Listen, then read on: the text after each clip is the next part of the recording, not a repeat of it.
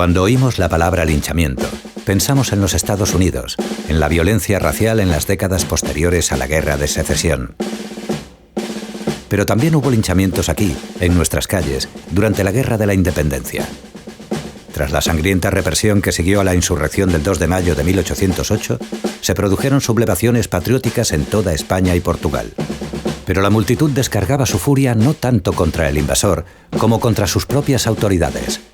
La plebe tiene un sistema especial para celebrar las exequias de sus víctimas y consiste en echarles una cuerda al cuello y arrastrarlas después por las calles. Hemos documentado 73 de estos tumultos que afectaron a 62 poblaciones y provocaron 130 muertes. Los ataques contra autoridades formaban parte del repertorio de violencia colectiva durante la Edad Moderna, pero las víctimas solían escapar con vida, tal y como sucedió en el motín de Aranjuez. A partir del estallido de la Guerra de la Independencia, en cambio, ya no se les perdonó la vida.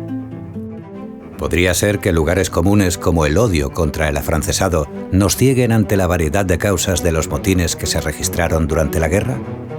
Descendimos a las ciudades donde se produjeron los tumultos, caminamos sobre los pasos de los amotinados y cartografiamos sobre nuevos planos el itinerario que siguieron para poder interpretarlo mejor.